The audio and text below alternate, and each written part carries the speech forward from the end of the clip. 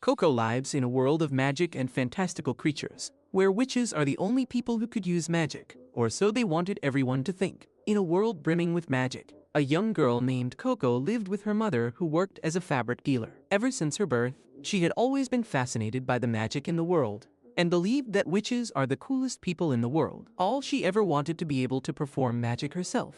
But she knew that she was dreaming about something impossible, as her mother told her about it multiple times, that witches were born and not made. She was a hard-working girl who took all the fabric to a nearby pond to wash them by hand and make sure that they were perfect for the customer. Even the pond was blessed by a witch, as no matter what, the pond cleaned itself with magic so that humans can use it for washing clothes and even bathing, without corrupting the waters, which were also a life source for the animals living in the area. Coco returns back to her house after washing all the clothes and climbs on top of the roof to dry them out. While pretending to be a witch who knew how to make things fly, she suddenly notices a flying horse carriage right over her. She was delighted to see the magic in the air, but to her surprise and happiness, the carriage started descending near her house. She immediately gets excited and runs down the staircase to find her mom and tell her about it. But when she opens the door, she ends up bumping into a white-haired man who is trying to act like the discount Gojo Satoru. She immediately apologizes to him, and he smiles at her, claiming that it was his fault as he was standing at the wrong place. Before she could reply to anything, she overhears a bunch of women going over the fabric in the store for sale and discussing how they can't believe that they are getting such amazing fabrics in the middle of nowhere. Her heart fills up with joy as she wonders whether these are the people who came in the flying carriage. But Gojo tells her that he is not with them actually. Coco's mom tells her to stop standing there and help her with the customers. She then turns towards Gojo and asks what he wants. Gojo replies that he is looking for a specific smoke-colored fabric, but tells them that he can come back again if they are busy right now. Coco intervenes and tells him not to worry as she can help him with the fabric. Gojo is a little surprised since Coco looks pretty young, but her mother tells him not to worry about it as he is in good hands. Coco immediately turns towards her mother and asks whether she can go outside and have a look at the flying carriage once she is done. And her mother immediately reminds her that she is not allowed to mess around with the property of their customers, but she promises that she is only going to look at it from afar and won't even go near. Her mother finally agrees, and Coco happily returns back to Gojo and takes the measurements from him before heading into the back room. She quickly finds the color of fabric that the man needed and lays it on the work desk before getting out her tools as she starts measuring the length of the fabric. She then takes out a wooden pencil dipped in charcoal and marks the end point before calming her breath down and creating a straight line with the charcoal in one go. With that done, she takes out the shears and uses them to cut the fabric perfectly straight in one go without skipping a single beat. She was so engrossed in her job that she didn't even notice that Gojo was standing there the entire time observing her as he picks up the fabric and claims that he is surprised and impressed by the incredible focus and steady hands that she possesses. There was no hesitation in her movements, and her finishing was precise and perfect. He claims that he had no idea that a village like this could be fostering such an incredibly skilled artisan, and calls her work magic. She wonders whether Gojo is trying to take her back to the Epstein's Island and tells him that her job is no magic, and it is just repetitive work, while magic is something pure and shiny, unbelievably beautiful, something so precious that she doesn't think there is any words to define that. Gojo feels the raw passion this girl has for magic and asks why she loves magic so much, and Coco replies that when she was just a little girl, her mother took her to a festival in the nearby city. Everything was beautiful there, and while following a butterfly, she ended up meeting a masked witch in a back alley. The witch asked her whether she is interested in magic, but back then she didn't really know what it was, so the witch showed her all the things that could be achieved by magic. She was awed by the beauty of the demonstration and immediately agreed to buy the magic book and the wand from the witch. Once she returned back to her mother, she showed her the book, and her mother wondered why she would spend her money on such useless items. Coco, however, was happy with her purchase and still in awe with the magic that she saw from the witch. She then told her mom that once she grows up, she will become a witch and use her magic to make the world a more vibrant place. Her mother, however, replies that what she is dreaming of is not possible, since you can't simply decide to be a witch and use magic. It's a power that you are born with, and unfortunately, it's not something that ordinary people like them can possess. Ever since that day, it had been her dream to be able to use magic, and no matter how much she knows that what she wants is impossible, she simply can't seem to let go of that dream. Gojo seemed interested and was about to speak, when suddenly they heard some voices coming from outside, and Coco immediately rushes out to see what the commotion was about. It turns out that the carriage overturned and fell over, while the driver was still trying to get his horses in control. Coco finds two of his friends on the scene, and they reveal that they were trying to have a closer look. But one of them ended up bumping their head on the carriage, which spooked the horses, and the carriage fell over. The women who the carriage belonged to were furious, claiming that it was their father's carriage. Coco's mother immediately apologized to them from the side of the boys, but the women claimed that her apology can't really fix their carriage, and without a carriage they can't really head back home. Thankfully, Gojo was there and told the women to calm down so he could take a look at the carriage. The women tell him that this is not a simple carriage which a mechanic could fix. It is a magical carriage which her father bought for her on her birthday. Just then, Gojo pulls out a pointed cap from his cape, and immediately the voices from the women change into soft purrs, as they realize that Gojo is not an ordinary person but a witch. The women beg him to have a look at the carriage, and Gojo immediately figures out that the problem is that a simple spell came undone and could be fixed easily. The problem is that he would need some place private to practice the spell, and without a second thought, Coco tells him to use the workshop, hoping that maybe she would be able to accompany him and finally see what casting a spell looks like. Unfortunately for her though,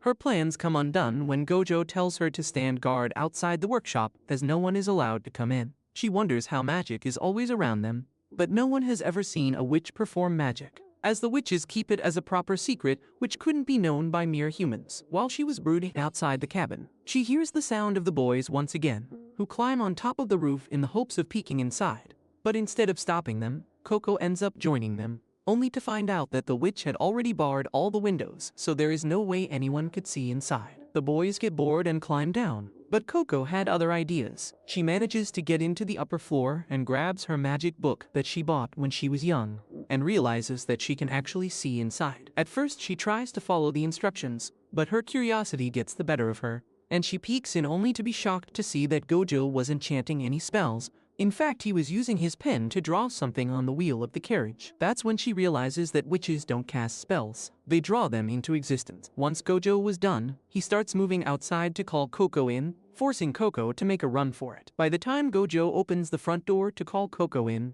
he finds her dirty and panting. Thankfully, the carriage ended up working properly and the women left. By the time evening fell, they were done with all the customers, and her mother turned towards her, claiming that she was a little scared that she would want to go off with that witch, and ever since losing her father to the disease, Coco is the only thing she has in this world, which she can't bear to lose. Coco replies that she would never leave her and hugs her tightly, before returning back home to have some warm dinner. Soon after that they change into their nightgowns and say their goodnights as Coco walks upstairs to her room. Once inside, she quickly takes out the magic book and the wand that she had, and figures out that the wand is actually just a pen, and the picture book is actually a guide to make magical symbols. She quickly sits down at her table and starts drawing the design on the page onto a rough sheet of parchment. After a while, she manages to make the design roughly, but doesn't notice that the circle wasn't completed yet. Just when she thought that it was a long shot anyways, a bit of ink drops from her pen and completes the circle. Immediately sparks start flying out of the paper,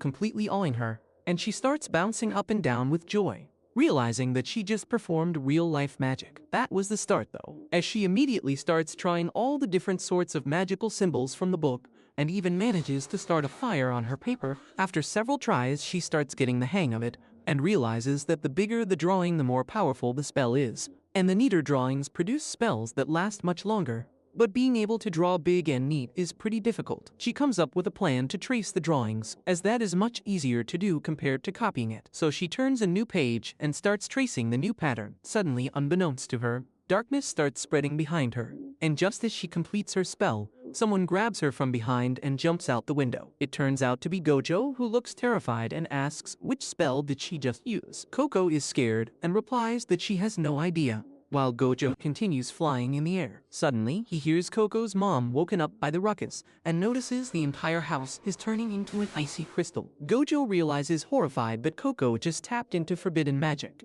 but he didn't have enough time to warn her mom, who turns into a crystal alongside the house. Coco loses all control and starts kicking the witch to let her go so she could help her mother, while Gojo struggles to grab her since he can't let her go in the air. Coco, however, manages to kick herself free and would have died for it, if not for Gojo saving her at the very last second from becoming a pancake. Coco, however, is beyond terrified and doesn't care about anything as she rushes straight at her mother. She would have gotten turned into a crystal as well, but Gojo picked her up at the last moment and took off into the air once again. Coco cries relentlessly, apologizing for using magic as she didn't know what would happen, and Gojo believes her. He claims that it was all kept a secret from the masses to prevent tragedies like this. All a person need to do magic is a special ink and a set of casting seals. That's all needed to perform magic. But the one great rule amongst the witches is to never reveal that information to anyone. Since now Coco knows the truth, he has no option but to remove her memories, but Coco begs him not to, as if she forgets about everything. How will she save her mom? She claims that she knows all the drawings by heart and all she wants is to save her mother. Gojo suddenly realizes that the person who sold her this book might be one of the evil gangs of witches who are working against the witches, and realizes that this girl's memories might link one of the members to the gang. Coco asks whether they could save her mother if they find out who sold her the book, and Gojo replies that there is a small chance of saving her that way. And Coco begs her not to erase her memories as she would do anything to save her mom. Gojo asks whether she will always keep this magic a secret and Coco agrees. He then asks whether she's going to try her best to learn and Coco gets surprised. Gojo reveals that if she's going to have the knowledge, it's best that she learns how to control magic. So from this day onwards, she is also a witch. The excitement and fear was too much for little Coco, and she soon ends up sleeping peacefully. By the time she wakes up, she finds herself chilly with the morning rays of the sun hitting her face. She looks around and notices that what happened was not a dream since Gojo is sitting beside her, and they are literally flying in a flying carriage. Gojo notices that she is up and tells her not to worry as they are very close to the location. He realizes that the poor girl must be really cold since she is still in her bedclothes, so he offers her a cape to cover herself with for more warmth. Soon a clearing comes into view, and he reveals that what they see in front of them is his personal workshop where he researches upon magic. And from now on, this is the place where Coco will stay and learn more about magic and control it. Soon they descend down to earth and Gojo continues walking towards the houses and tells Coco that she doesn't need to worry about her house. As before leaving, he spreads some special seeds in the area, which will soon create a protective barrier around the house to prevent any strangers from getting too close, since as of now they have absolutely no idea how powerful the spell she cast on the house is. Suddenly, Coco stops in her tracks and starts tearing up. Gojo is a little confused and walks up to her,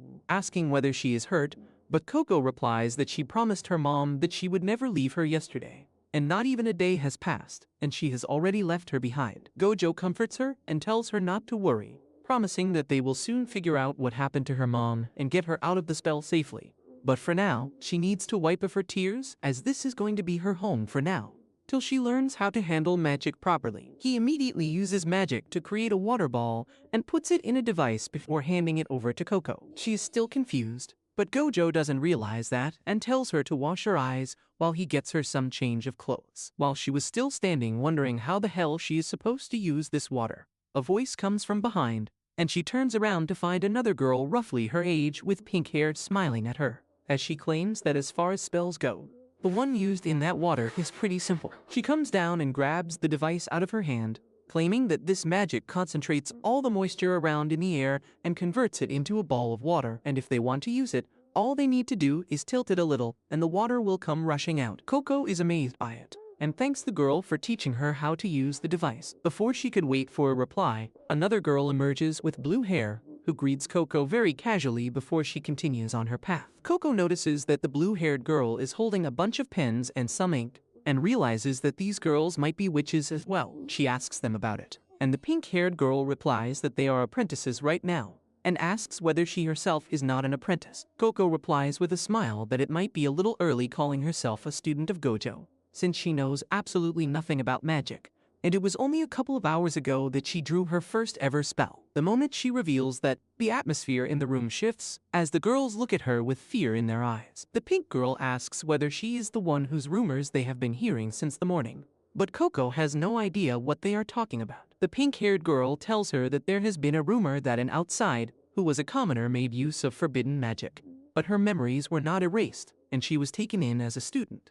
But they had no idea that it was their own teacher who did that. Before they could talk more though, Gojo arrives and introduces the pink-haired girl as Tia, and the blue-haired girl as Rich. With that, he hands her a garb, claiming that all his students wear these clothes, so Coco takes it graciously. Once appropriately dressed, she comes back and sits down, while Gojo claims that he is now going to tell her about the history of magic. He begins that long ago, everyone in humanity had the power to wield magic, as all you needed was a special ink and some parchment to draw on. Every single person on Earth knew how to make use of magic, and it made the impossible possible. But it's the nature of humans to destroy things, and when the absolute power is given to humans, they find a way to misuse it. Many horrific and dangerous spells were created during this time, leading to severe destruction and death. Many wars were waged, but there were no winners and only losers. At that time, a group of highly specialized and strong mages decided to turn away from the ways of war, and managed to create a spell which could remove the memories from anyone. With that, they removed the memories of the entire human race that magic could be wielded by anyone.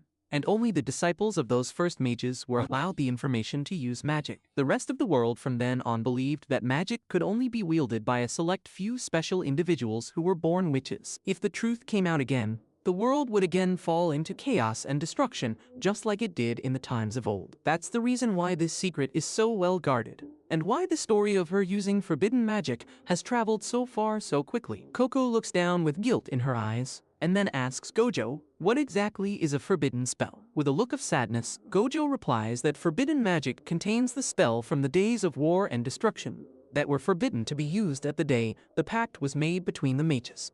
In simple words, the magic which is used to hurt people. Coco immediately walks up to him and begs him to let her learn everything she can about the forbidden magic, because she never wants to use one ever again, and wants to find a cure for her mother. Gojo takes her down into a basement and explains on the way that even though forbidden magic are abundant in nature, there are a few types which could be understood easily. The first one is the magic which is used directly on a person. This includes transformation, age alterations, manipulating thoughts, or directly healing or harming a person. This magic has only one exception, which is removing the memories of people, which could be used in times when somehow a commoner learns about their secret. That is the reason why most of the magic is cast on items such as carriages, lamps, or even windows. He then shows her a tricolored windows which when he rotates creates an anywhere door basically, and the scenery outside, which was just mountains and grasslands, gets converted into a misty lake. Gojo then points at a huge tower, known as the Tower of Tomes, claiming that the moment a magical book is written,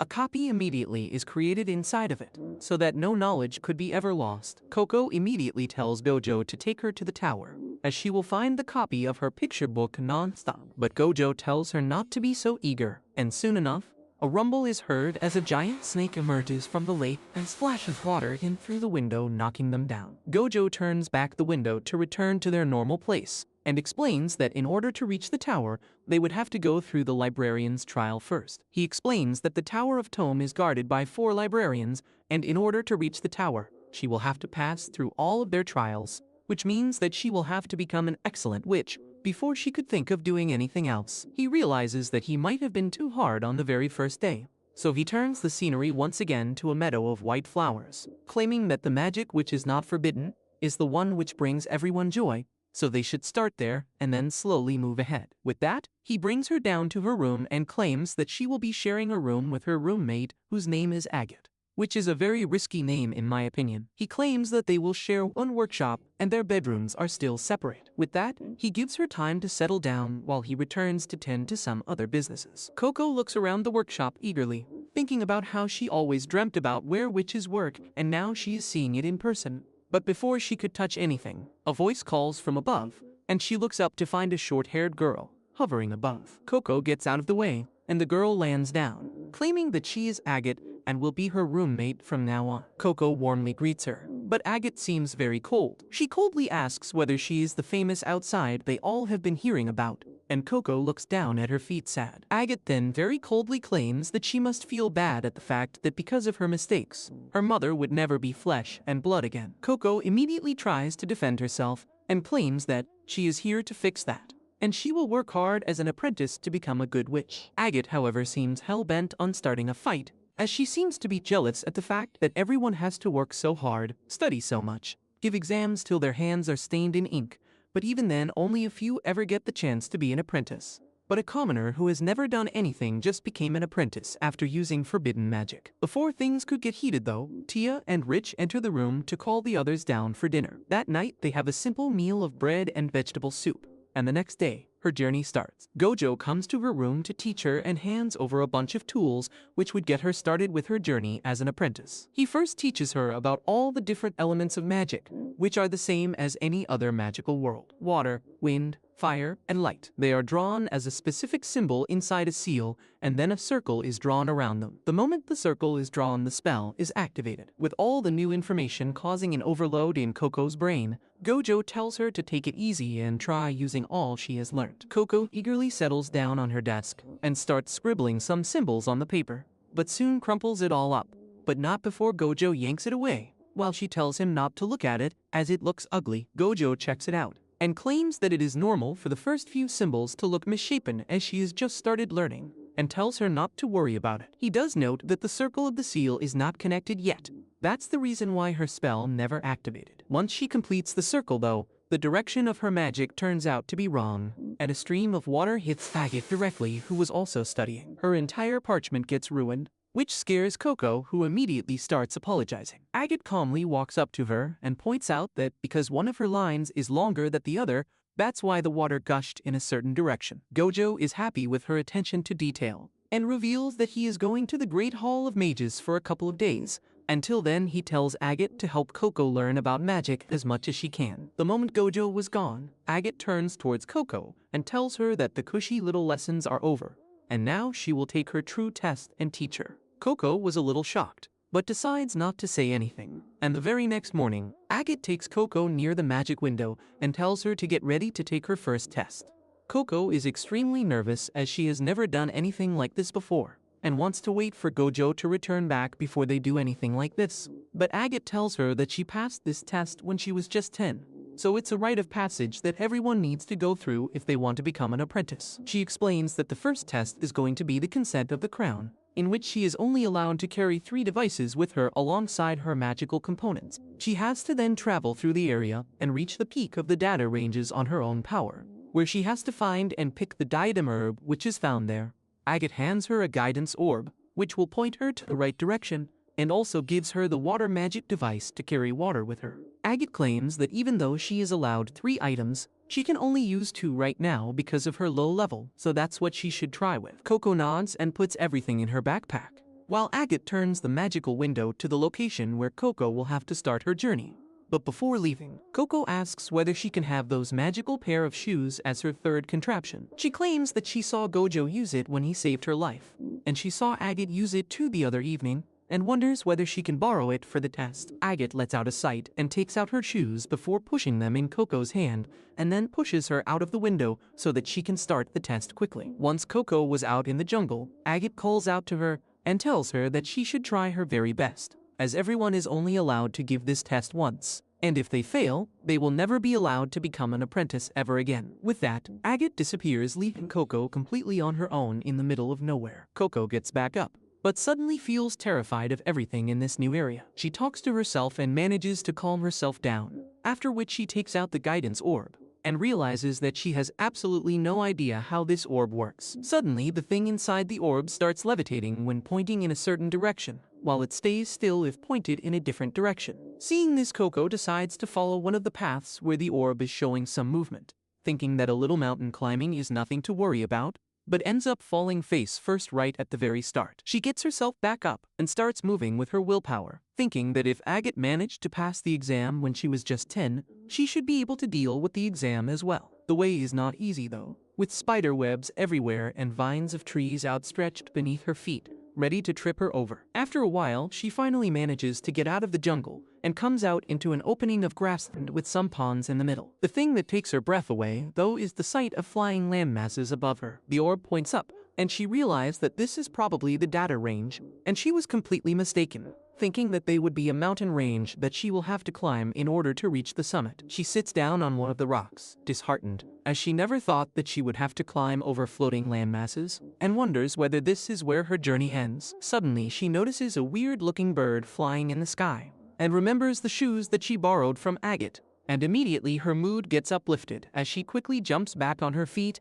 and orders the shoes to fly. Nothing happens apart from a strong gust of wind which causes her to lose balance. She quickly goes back to the log and checks the sole of the shoes, only to realize that there are some magical circles on the shoes, but they are divided between the two equally. This gives her an idea, and she stands once again and puts both her feet perfectly in line and brings them closer to complete the circle. The moment her feet touch each other, a green magical energy appears beneath her and slowly lifts her up in the air. She is beyond excited to be able to fly, but out of her excitement, she ends up losing her balance and falls back on the ground. She doesn't accept defeat though, as if she can fly, she will be able to reach the summit in no time. She gets up once again and brings her feet closer so she can fly again, but ends up launching herself like a Coke bottle with some mints inside and flops on the ground once again. She remembers Gojo's words about how she needs to walk before she could learn how to run, so she starts working on her basics and manages to float just a little above the ground and move forward. By the time evening fell, Coco was confident enough in her balance that she started going a little further up. Finally, she decided to try out reaching the first floating landmass and gives herself a sharp boost, reaching the top of it almost perfectly. But when she tried landing down, she ended up messing it and slips down from the land directly below. She starts panicking as beneath her is hard ground, which would break every single bone in her body. So she activates her flight once again and runs into another floating mass, where she grabs onto one of the vines, but that breaks as well, forcing her to struggle to find another vine which she can hold on to. Thankfully, she saves herself from falling down into the lake and holds on for dear life. While the sun sets over the horizon, she takes a deep breath to calm herself down. Coco drags herself out of the lake and starts squeezing the water out of her clothes, even removing her shoes, only to see that they are completely caked in mud and dirty. She decides to do some cleaning and takes out a piece of cloth and starts cleaning the shoe, without ever thinking about the magical seal. The worst happens and the magical seal ends up being wiped off, which sends her into full panic mode and wonders whether she could draw it back on. But that idea was short-lived, as when she brings out her bag, she finds that she ended up spilling all of the magical ink during her fall. As the sun starts disappearing, she wonders whether this is it, and that's where her magical journey ends. Back in the magical workshop, Tia comes down to call Agate for dinner and asks where Coco is as dinner is about to be served. Agate coolly replies that Coco is not here as she has gone to take the test at the data range. Tia is horrified, and she asks Agate why she didn't stop her since she only came to the workshop a couple days ago, and it can be dangerous for her all alone. Agate coldly replies that she hates people who are not good enough, especially outsiders. But she tells Tia not to worry, as Coco will admit defeat and come back soon since the data ranges are at the highest peak at this time of the year, and there is no way she will be able to reach the top even with the magical shoes. She claims that Coco has no idea about the rules or how dangerous this world can be, and Agate doesn't want people like that to become mages. Back near the data ranges, Coco decides on a different strategy and takes a boat to the middle of the lake and tries to get a hold of one of the vines during the time when the landmass comes down. But she can't reach it no matter how hard she tries. She looks at her shoes again, which aren't even good enough for floating now, as even though she drew the symbols back on it with whatever ink she had left, but because of the water, the ink got diluted and isn't working on the wet shoe as it should. Just then a thought crosses her mind, and she wonders whether she should try and make the magical seal on her feet instead of the shoes. But she puts her shoes back on and drives that thought away, remembering that using magic directly on the body is strictly forbidden. She slumps back in her boat and realizes that she has no idea what magic she could use at this point, and wonders whether whatever Agate said was correct, and she doesn't belong here. She thinks about how anyone could draw a spell, but being able to use it properly is not the same as drawing it. She remembers Gojo looking at her cuts and calling it the true magic. That fills her with a sense of accomplishment, and she gets up realizing that she has her own form of magic. She runs off into the forest to find some sharp rocks and takes some of the dried up ink on the rock wrapped with some fabric, and then dilutes it a little with some water from her device. With that, she takes out her cape and spreads it out as if she was working on a piece of fabric back in her workshop, and draws an insanely sharp straight line that came from the years of experience she had with her mother. She decides that she will use the tools that she is used to and have been working with her entire life, instead of trying to learn something entirely new. By the time dawn breaks, she was done with her magical seal, and even the furry snake wakes up and decides to tag along with her. She remembers Agate telling her that if the magical symbols are not balanced, it will cause the magic to deviate in one direction, so she intentionally creates one long line, hoping that she could control the direction of magic with that. Once everything was ready, she uses her own pen to complete the circle, and immediately winds start gathering around her sail, and before she had the time to doubt herself, she is pushed forward with an unbelievable speed. She tries to steer herself on the water, But it's of no use, and the magic is so strong that it actually breaks the boat in half. While she holds on to the sail and starts flying in the air. She struggles with the sail a bit, but after a while, somehow manages to get it into a shape which makes it more or less like a paraglider, and for the first time in her life, she flies with the help of her own magic completely. It's a dream come true for her, and when she looks down, she remembers her own home and realizes that she never thought that helping her mom doing her daily task would make her good at magic. She quickly checks her orb of guidance and realizes that she needs to go even farther up in the sky, so she takes a sharp turn and starts moving straight up in the air, finally spotting the top of the data peak and the diadem herbs blooming in the sunlight. She does a drive-by and tries to get a hold of some of the herbs, but fails and almost loses her balance, but somehow climbs back on the glider. With a strong resolve, she turns around and once again heads towards the herbs, but misses again. She keeps repeating the same thing, flying towards the herbs but missing them by mere inches, and one of the times she almost crashes into the floating landmass in front of her but barely dodges it, and turns towards the peak again. One last time she rushes straight at the herbs, but this time she hangs upside down to get even more reach, and after missing a bunch of herbs, she finally manages to pick one of them from the ground, completing her test. Back in the workshop, Gojo finally arrives back and is immediately told about the situation by Tia. Even Gojo is nervous, claiming that it was too dangerous for her to go all alone, as she hasn't been living around magic like they all have, and he must go and save her. But to his surprise, finds Coco waiting for them to open the magical window, the diadem herb in her hands. Tia immediately hugs her and starts crying, while Coco smiles and moves towards Agate, who looks surprised. She shows the flower to her, but Agate doesn't reply and simply turns around before moving back up to her room. Gojo finally gets a hold of her and tells her that what she did was extremely dangerous and she could have easily died there. Besides, he claims that she didn't need to prove anything to him, as she already is his apprentice. With that, he takes out a box and hands her the official cloak of the apprentice alongside the hat of an apprentice, which a couple days pass by and finally Gojo decides to revise some of the basics with Coco and tells her about the 4 basic elements in the world. The water sigil, which harnesses the power of creation and destruction. The earth sigil, which is the reason for so many transformative things happening in the world. The wind sigil, which lets the witches go from one place to another with incredible speed. And finally, the fire sigil, which is the sword and the shield of the magical world. He tells Coco to practice these basic sigils so later on they could do some more complex magic. She immediately gets down to it and starts scribbling on a piece of parchment, but ends up starting a fire instead. She starts panicking, but Tia immediately comes in with a bunch of water and puts the fire down. She asks Coco what the hell was she trying to do, and Coco replies that she was working on her flying magic. This confuses Tia, and she asks why she was using the fire sigil while working on levitation. Gojo comes there and hands her a clean towel, telling her that while fire sigil is extremely strong, it's also formless, and because of that it can be highly unstable. Tia continues by showing her own levitation magic, and how good she is at it, and asks Coco why does she want to practice her levitation since she must have mastered it on the data ranges when she was flying around the area like a rocket. Coco replies that she borrowed Agate's shoe when she went to the test, but they got ruined, and she doesn't want to return them back in their current state,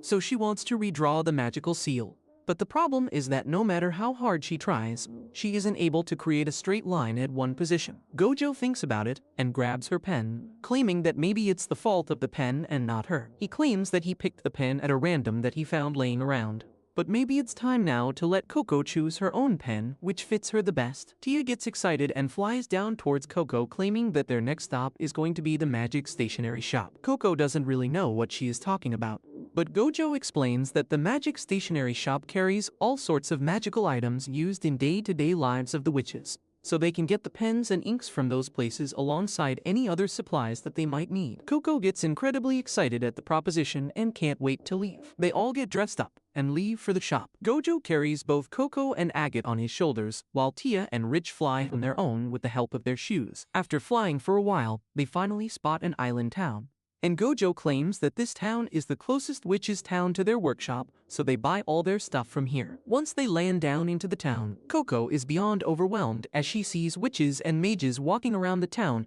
as if it's the most normal thing to do. Young witches play around with magic, while scholars talk about which ink is the best for which purpose. Gojo decides to tell Coco the history of this place and claims that a long time ago there was a constant threat of some monstrous animals known as the moleworms, which could attack the cities at any point. To defend against such an attack and to get quick information in case they have to evacuate, the witches created this island with a watchtower on the top. Then as more witches gathered around this area, this island slowly started becoming a town, and now is one of the most bustling places for witches in the area. Agate ends up interrupting Gojo and tells them that she has better things to do than to be a tour guide for Coco, so she's going to go ahead on her own to the shops she wanted to visit. Gojo tells her to meet them at the magic stationery shop, and then turns towards Coco and asks how things are between her and Agate. She replies that they are not the best right now, but she hopes to become a friend of hers soon enough. With that bit of optimism, they enter the town and start exploring the area, where Coco is surprised and impressed by damn near anything she spots. After making their way through the city, they finally find the magic stationery shop, and Coco is immediately taken aback by a giant silvery tree in the middle of the shop. Just then, the owner of the shop comes out and asks whether this is the first time she is seeing the silverwood tree, as this should be elementary stuff for any apprentice. Gojo introduces Coco to him and claims that she is still pretty new. The shopkeeper immediately shows interest in her, asking whether this is the girl that he has heard so much about. The owner tells her that her shop is the best shop in the area, as he has every sort of pen and can extract ink from any magical substance. Coco has no idea what he is talking about, so he asks her to follow him to give her a demonstration. She follows him upstairs, and on the first level, spots a boy roughly her age carving some of the branches intently, so she doesn't disturb him and continues upstairs, where the old man clips one of the twigs from the tree and then puts it in a beaker over some fire, and the tree immediately loses the black leaves that it had and turns silvery. The man tells her that all the magic ink comes from trees like this. Gojo explains that the ink is literally made from the tree's blood,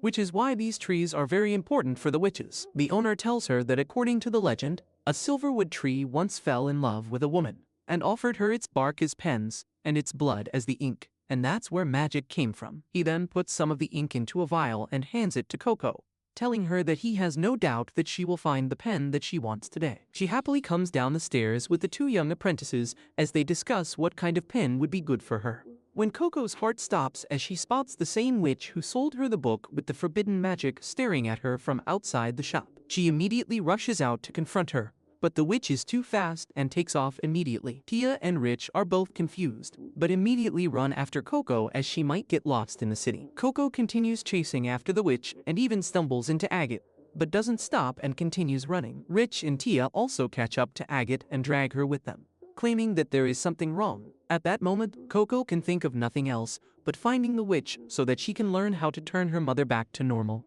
But no matter how much she chases her, she can't seem to find her. Finally, they all enter an area where mist surrounds them, and suddenly they find themselves in a different looking place. Tia manages to grab Coco's arm and tells her to stop, while Coco explains the situation. Rich notices that something is wrong, as even though they just turned a couple of alleys, this area looks entirely different. Agate realizes that Rich is correct and checks the stone, which is some white sandstone which is not found in the island town. Tia refuses to believe it and immediately takes flight to see from above, but comes down scared, claiming that they are definitely not in the town, but they didn't go through any teleportation of windows, so what exactly happened? That's when Rich's face turns a little dark, and even Coco realizes that only forbidden magic allows teleportation without any conduit. Tia starts freaking out and running around randomly to find a way out, when suddenly they hear a huge roar and a blue-colored dragon emerges from the top. Coco's blood dries up as she stands there without moving an inch, while the dragon comes closer to them. Agate is the only one who could think of anything, and she tells them to maintain eye contact and slowly move back. They follow her command, and then once distance was created, they all take off running away as fast as possible. But the dragon is catching up, so Agate turns around and shoots a flame blast right in its face. They manage to confuse the dragon and immediately start running, while Coco is incredibly impressed and asks how did she do that. Agate claims that she used the fire magic alongside some wind magic to shoot the flames right at the dragon, and shows her the diary that she has where all the spells are already created and all they need to do in order to activate them is complete the circle. They continue running when finally they end up reaching a dead end. Tia ends up getting overwhelmed and starts claiming that she doesn't want to die just now, but Agate helps her get a hold of herself claiming that they are all apprentices and can find a way out of it. This helps calm her down, and they immediately come up with a plan to break through the wall in front of them. Tia uses a flight magic and uses that to distract the dragon by her cloak flying in the air, while Agate starts drawing on the wall. But just then Coco notices a weird magical circle on the wall far away from them and tries to make Agate look. But that turns out to be a big mistake, as Agate ends up messing up her magical symbol. This pushes her over the edge, and she starts talking very rudely to Coco, claiming that she should never disturb a witch while they are drawing, and calls her an idiot for turning her mother into stone. Coco stands there unmoving and hurt, while Tia doesn't know what to do. Thankfully, Rich manages to create a bunch of spells on the wall and breaks through, which the girls immediately use to go to the other side away from the dragon, while a hurt Coco stands there wondering whether she should go or just stay here and accept the consequences of her actions. Meanwhile, back in the city, Gojo is looking for the girls all over, and comes to know by the boy in the shop that he saw them chase after a weird witch with a different looking hat. Gojo realizes that it must have been the Brimmed Hat Witches, who are an organization of evil witches who want to push the world back into chaos by the use of forbidden magic. But he never expected one to find Coco so soon. He has absolutely no idea where they could have gone. But just then, the furry creature that Coco brought after the test ends up finding Gojo, and starts leading him towards the location while Gojo prays to God that the girls are safe. The girls keep running through the endless maze as the dragon screams and howls above them in anger, looking for its next meal. But no matter how much they run, the girls always seem to keep coming back to the same location, realizing that this is some sort of witchcraft which is causing them to run in circles again and again. Agate claims that she has lost the count of how many times they have come to the same location and tells everyone that it would be best if they conserve their energy and hide somewhere instead. They find a quiet area and huddle down to get some rest, while Coco notices that Tia seems to be scared still and feels cold. Coco decides to finally say something and apologizes to Tia for putting all of them in such a dangerous situation. Tia immediately realizes that Coco is blaming herself for this because of Tia's earlier outburst about being scared and not ready to die, and immediately tells Coco that it's not her fault. Coco, however, returns back her hat which she dropped earlier and takes out her cape before putting it on Tia for warmth. While she claims that she can just huddle up with her for warmth, Tia feels a little more calm now, while Coco opens up to her, claiming that she likes having a cape because it gives her strength and courage, since no one knows that within the witch's cape, there is just a little scared girl who has no idea what she is doing with her life. Hearing Coco open up to her, Tia finally forgets her fear and hugs Coco tightly while creating a magical cloudy ball to cover both of them. She holds Coco's hands, apologizing to her for her actions before. She claims that Coco is very new to this world, so as her senior it's her job to take care of her. But instead of that, she let the fear get the better of her. Coco, however, is lost at the moment as she starts rolling around the warm, cloudy interior, asking what the hell is this, as it is so comfortable that she can sleep right now, not caring about the dragon roaming outside. Tia laughs, claiming that ever since she was a kid, she has always wanted to sleep in the clouds, so she created this original spell and is currently tweaking it to make it better, as she hopes to release it to the wider public one day as an original spell. She then takes off the cloak and puts it back over Coco, claiming that she should always keep her cloak with her and hold on to it till they can all take the novice cloaks off together and wear the real witch's cloak. They both start laughing at that, when suddenly Agate enters the cloud, claiming that she heard everything, and tells Tia that if you want to lie on it, it needs to be made up of a more dense material. Just then even Rich enters, claiming that the outside is too cold, and she wants some warmth as well. Agate continues that if she wants the cloud to fly, she would need something lighter yet durable like cotton. Tia claims that it would become like a normal mattress then, but Agate replies that we can't escape reality, and brings the topic back to the current problem, which is how to escape this place. Agate recollects everything they know about this place, which is that this area is completely bewitched, causing them to run in circles. But she claims that every magic requires a casting circle, even the forbidden kind, which means that they just have to find the magic circle. Coco interrupts them and claims that she thinks she saw the forbidden magic seal earlier. She takes them to a higher place and shows them the magic circle, and Rich claims that there is no doubt that it is the casting seal which is holding everything in place. Agate claims that the dragon must be guarding the magic seal, which means that they need to find a way to defeat the dragon. She starts taking out her fire magic spells when Coco interrupts again and claims that the last time she used her magic, it didn't seem to do much damage. Tia is horrified at that, while Agate looks at Coco furiously for calling her magic weak. She quickly clarifies that she simply means that her magic was able to slow the dragon down, but it didn't do damage to it, which means that it is immune to fire magic. In order to defeat the dragon, they will have to find something which the dragon will react to and is weak against. Agate asks how exactly does she think should they defeat the dragon then? But Coco replies that they won't defeat the dragon. Agate is confused and asks whether Coco is still pissed off about what she said to her earlier. But Coco replies that it's nothing like that, and she simply thought of an interesting idea after looking at Tia's spell. She takes a rock and draws it on the nearby wall to make the others understand and claims that instead of taking the fight head-on with the dragon, they simply create a huge cloud bed for it. She tells them that maybe just like them, the dragon is also cold, and if it tries the warm cloud and finds comfort there, it might just stay there instead of chasing after them. Agate thinks that the idea is a little far-fetched, but Rich is 100% on board, claiming that no one can refuse a warm bed. Even a dragon would love to sleep peacefully in a warm place. Agate still can't wrap her head around it and tries to think about it more critically. While Coco goes up the stairs to see where the dragon is at, she tells them that they should try this idea out as they have nothing to lose anyways. And that strikes a chord with Agate, who realizes that Coco is not wrong. Coco continues that she doesn't want to hurt anything, not even the dragon, so she would want to show it the gentler kind of magic, where it can feel safe and secure. Both Rich and Tia manage to convince Agate as well, and Tia hands her pen to Agate since she draws the best seal and is the most experienced of them all. Agate takes the pen and starts drawing the magic seal to try out different variation of the cloud, as it needs to be light enough to float, but strong enough to take the entire weight of the dragon. Tia advises to use shredded paper, but they don't have enough to make the spell. Coco and Rich offer their own idea in the form of using their cloak or their hair for the cloud, but none of that is enough.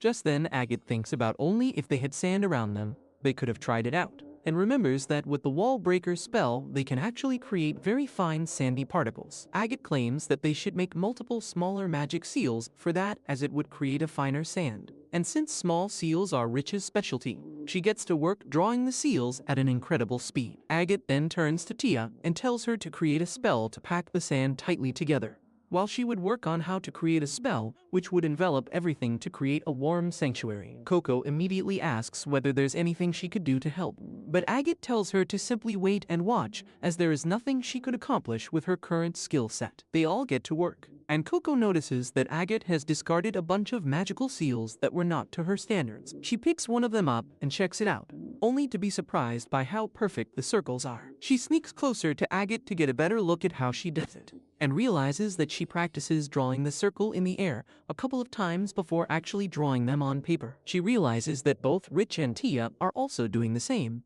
and that's the reason why their circles are so much cleaner than her own. She decides to practice as well, and starts scribbling on her notebook while time slowly passes and everything turns dark. The area starts getting even cooler, and Tia asks whether they should start a fire. Rich claims that she is out of paper, while Agate is still racking her brain on the spell, which could create a cloud where the dragon could stay. They start thinking about the problem together, and Agate wonders whether there is a simple solution that she is overlooking. But just then Coco takes her attention, as she managed to draw a fire sigil perfectly so that it stays contained instead of going berserk as it was doing before. Tia and Rich both congratulate Coco for being able to draw such a perfect magic circle, while Agate looks at all the failed attempts that Coco had when something strikes to her. She tells them her plan, and they all get ready to execute it. They start running together and moving in groups of 2. Tia runs with Coco while Agate takes Rich with her. They all take their positions and start drawing on the ground, anxiously looking back to see where the dragon is. Once everything was completed, Coco gives the signal to complete the circle and activate the magic. With that, they start activating all the circles that they threw on the way, causing explosions everywhere, which grabs the attention of the dragon. It turns out that Agate realized that the way to solve the problem is repetition magic. They will simply create a lot of explosions which will create a cloud of fine warm dust, and enclose it with repetition magic, which causes the dust to keep being regenerated again and again. This would be dense enough to take the weight of the dragon as well. The plan turns out to be a total success, as the dragon jumps on the cloud and lays down on its back to take in the warmth. The girls celebrate, but Agate tells them that the job is not done yet. They quickly move past the dragon and make their way up to the magic seal, realizing that they have never seen sigils like this before. Agate wonders whether they should try and break the seal open, but unbeknownst to her, Gojo is on his way as well. He follows the furry creature to an alley, and notices that the creature is sniffing at some fallen rocks. He picks one of them up, only to create a portal which shoots an energy wave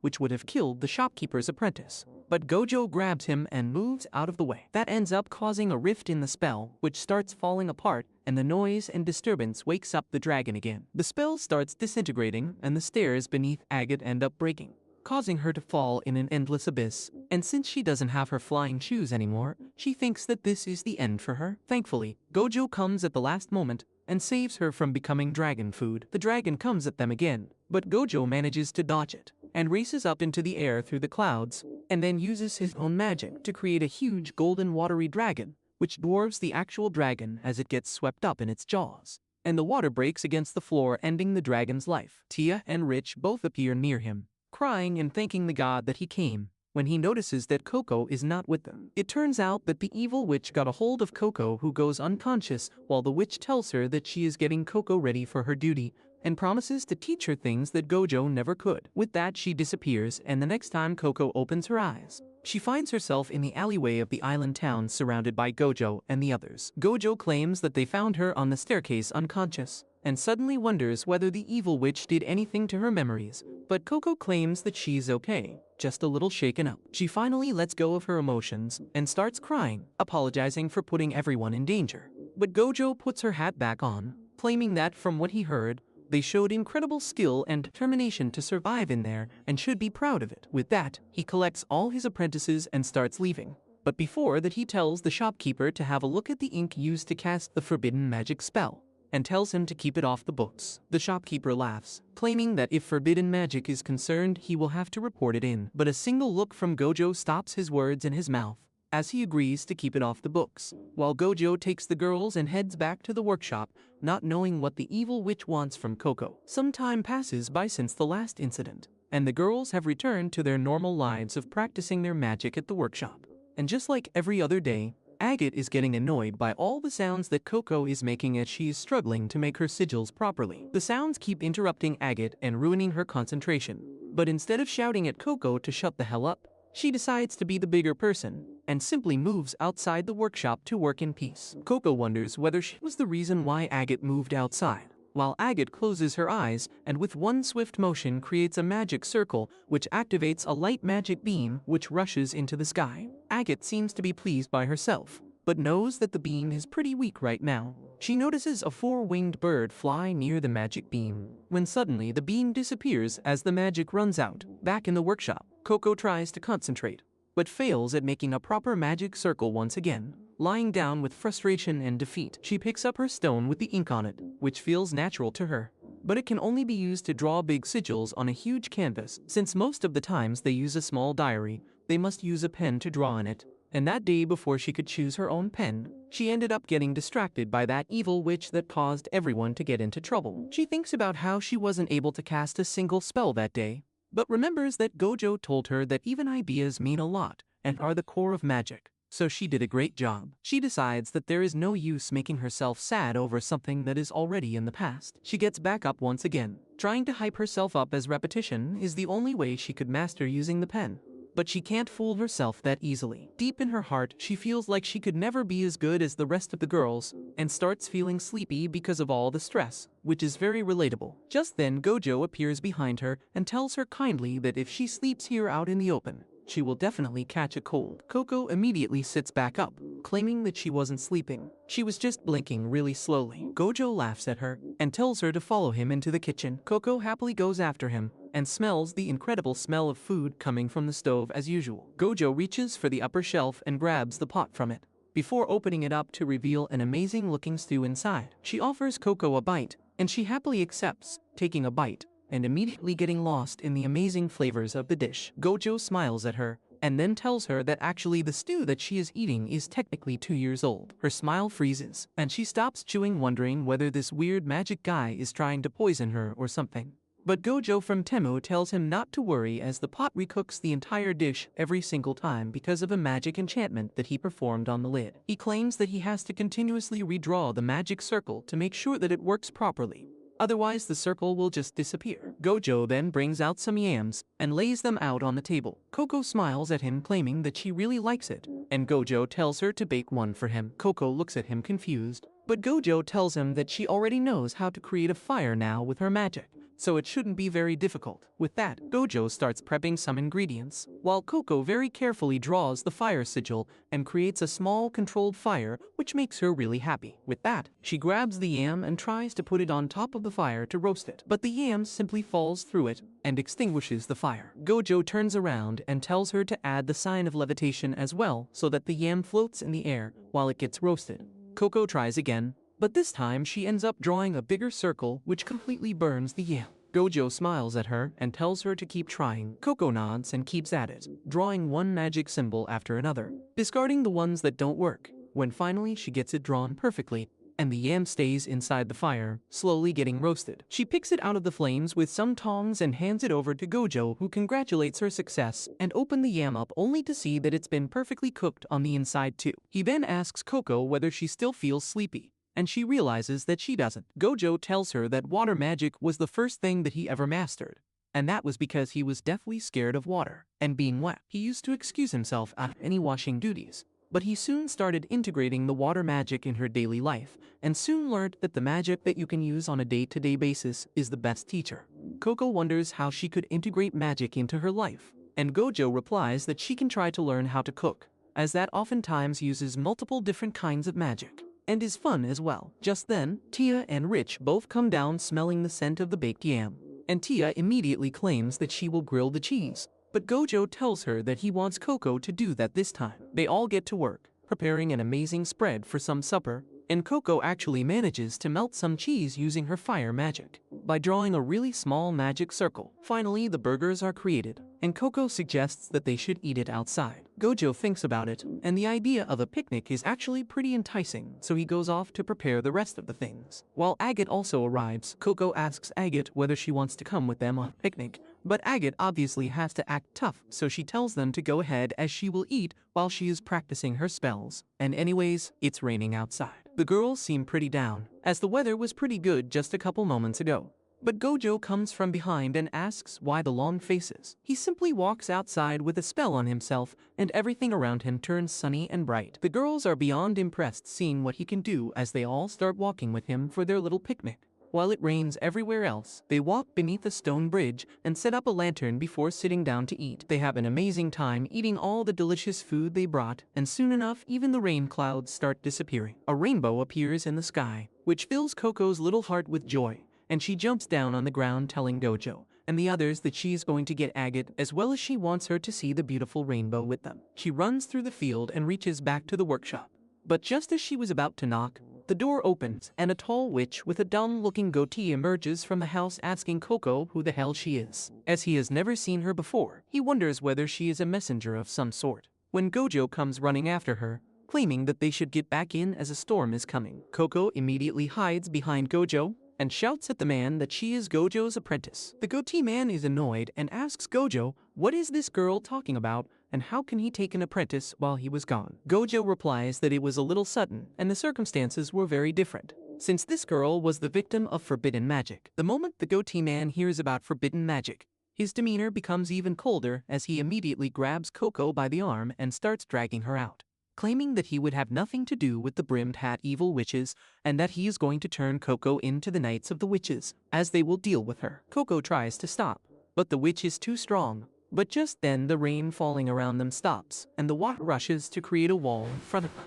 As Gojo uses her magic to stop the witch, he tells the man that even though he is a dear friend, he can't allow anyone to touch Coco, let alone turn her into the knights. The man is surprised that Gojo would use magic on him, and asks who exactly is this girl. But Gojo tells him to come inside first, and then they can talk about it. Once inside, the man named Rujo sits by the fire as Gojo tells him everything that happened, and he gets annoyed, asking Gojo that this was the reason why he decided to take an outsider into the world of witches. Gojo calmly tells him that the outside has a name. Rujo immediately apologizes to Coco, claiming that he doesn't mean to be rude to her, but witches don't have any other words for someone who is not a witch. Gojo introduces Rujo to Coco, claiming that he is a friend of Gojo and stays here as the watchful eye. He explains that witches that live outside the main towns or the Great Hall of the Mages are assigned a watcher over them to make sure that they don't break rules. Rujo is the watcher of his workshop. Rujo scratches his head claiming that it's his literal job as a watcher to not let things like these happen. But it seems like Gojo can't be convinced now. Gojo hands Coco a bowl of soup laced with some honey to calm her nerves. Gojo explains that he would have erased Coco's memories that night,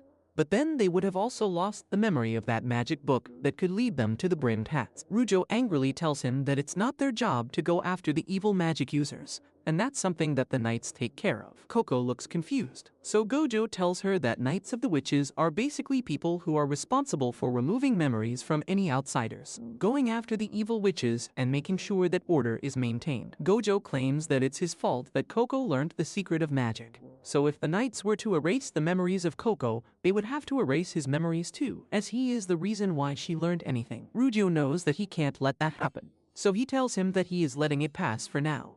But if anything goes wrong, he will report it to the Great Hall. With that, he leaves back to his own room, while Gojo tells Coco that she has nothing to worry about as she passed the magical test with her own magic. He tells everyone to dry off and leaves to get dinner ready. Coco suddenly notices that her pet is missing, so she ends up making her way into Rujo's room, where she tries to be quiet and find the furry snake. But Rujo spots her and comes down from his nest. He hands Coco her pet, and she realizes that it's all dry somehow. Just then, Rujo connects the magic circle between his two rings and basically creates a warm hairdryer which completely dries Coco up. He tells her to leave, but she finds out that the stone beneath her glow when she walks on them. She screams in joy, claiming that this is the thing that made her fall in love with magic.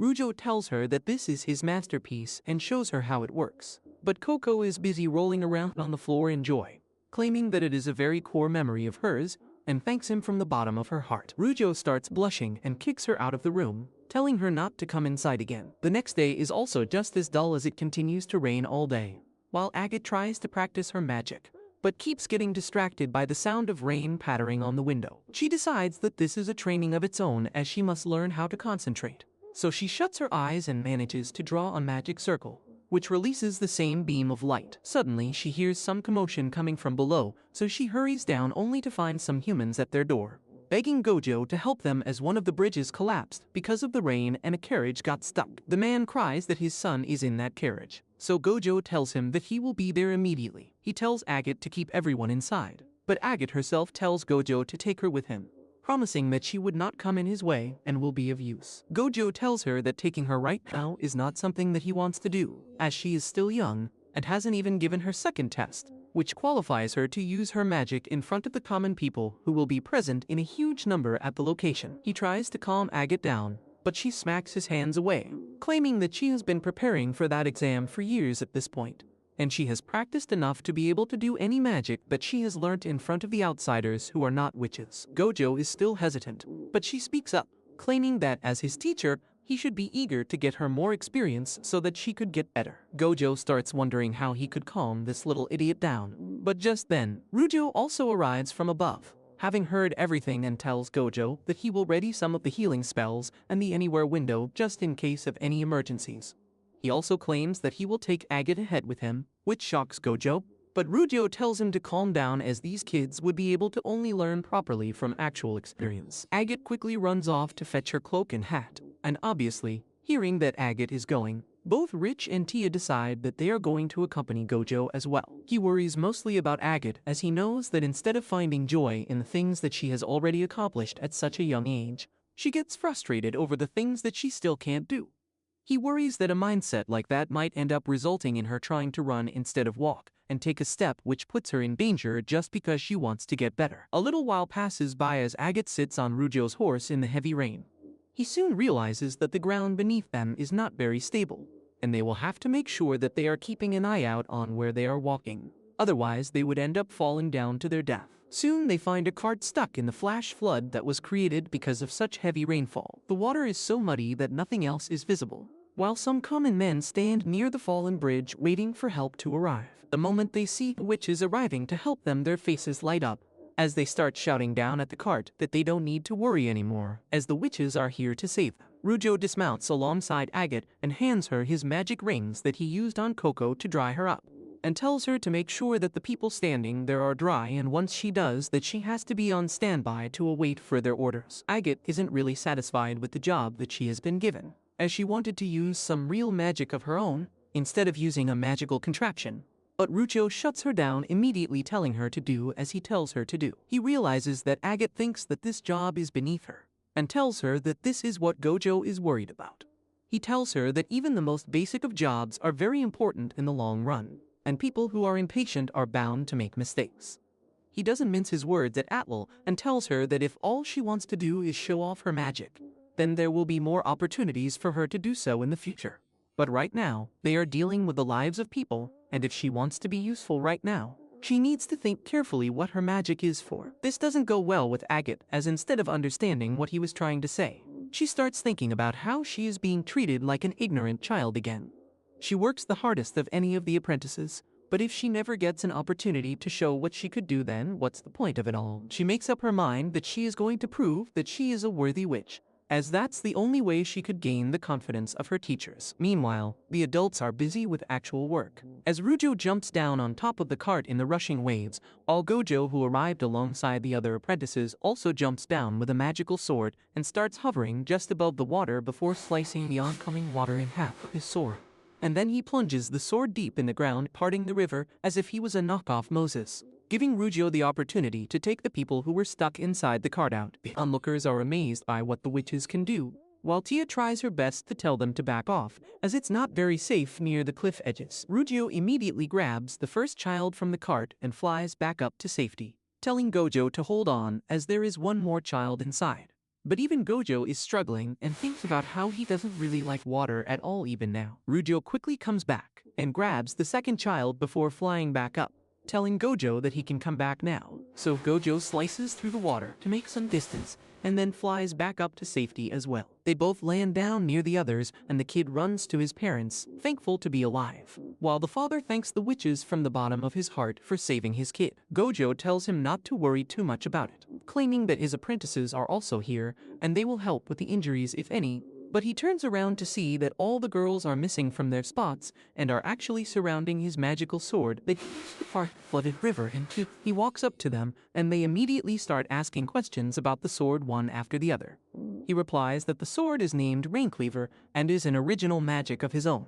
He inscribed a bunch of small magical seals on top of the sword and claims that with this many seals, the sword can even cleave through the ocean. Tia wanted to touch the sword once, but Gojo tells her that she can't touch it as magical contraptions and weapons can be insanely strong, and if not used properly, can create a lot of trouble for the user and those nearby them. With that, he puts the sword back in its sheath, while Rujo tells him that he is going to check up river to make sure that no one else is stuck in the river. Gojo agrees that it's a good idea, claiming that he will check downstream then, and tells Tia to come with him while Rujo takes Rich with him, leaving Agate and Coco to look after the villagers there and make sure that they are not hurt. Coco seems to be happy with the job that's been given to her, but Agate seems to be a little pissed. They soon start tending to the wounded and applying medicine on the injuries, while Coco thinks about how she needs to quickly fix up Agate's flying shoes and give it back to her, as that's the only reason why she couldn't accompany any of the witches to survey the damage and was left tending to the wounded. While they were busy dealing with the wounded, they suddenly hear some commotion and check back only to realize that the idiot son who was just saved from certain death in the river is trying to go back down to get some of his stuff back from the cart, which is stuck near the bank. He ties a rope around the tree and starts descending down the slope,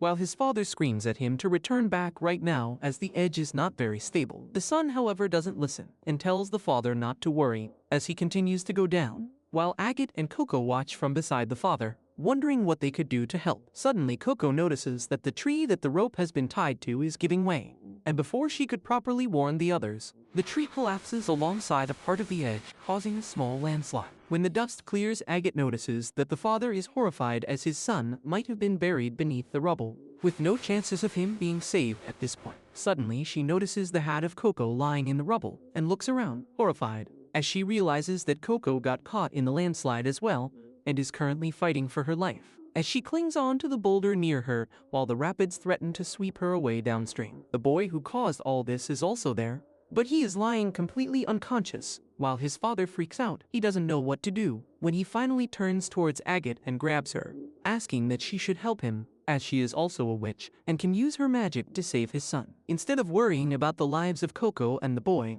she suddenly thinks about how this is her chance to show everyone that they were wrong about her, and that she is not a kid. The masters are not here right now, and she can't call them without her magic shoes, And since the situation is desperate, if she can use magic to save the day, everyone will have to believe that she is a very capable witch. Suddenly, it dawns upon her what using magic in public means, as the people start surrounding her, eager to see her use magic, which starts putting a huge amount of pressure on her. She starts remembering her childhood and how she belongs to a family where she was abandoned, because they thought that her magic was average at best, and that she couldn't represent her family and will only bring shame. She starts feeling the pressure get to her, when Coco's voice breaks through to her, asking whether she can do anything from down there to save the boy's life. This breaks Agate out of her trance, and she starts thinking clearly for a second, remembering Rujo telling her to think about what magic stands for and how she can best use it to help people. She asks Coco to give her an idea of what the situation is down there. Coco replies that she is stuck on the boulder, but the current is slower near her, so she doesn't think that she will be swept away.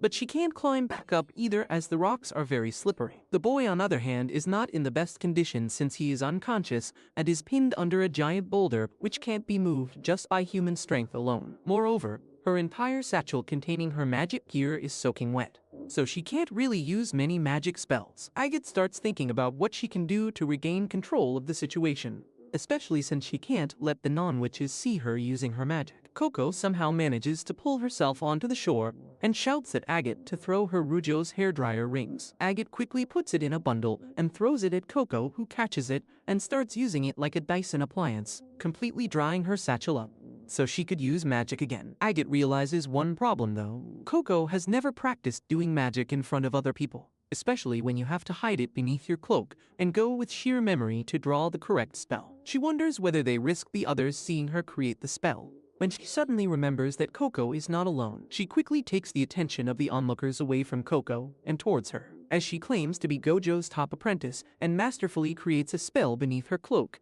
and launches a beam of light up in the air, which turns into a bird made up of pure light that starts flying around, putting everyone in awe. Meanwhile, Coco goes down towards the boy and makes sure that he is doing okay, while wondering how she can save him. The people at the top soon get over the magic and start asking questions about how exactly is that supposed to help the people who are stuck down, while the father gets pissed off and turns around, determined to go and save his son himself, while Agate's heart drops as she realizes that he will end up seeing Coco use her magic. Thankfully for her, just as the man turned around, Coco came up alongside the boy flying on top of her own cloak and starts telling the man to pull them down, as she can't do that herself. Once down, the man hugs his son, while Coco hugs Agate, claiming that she was very scared.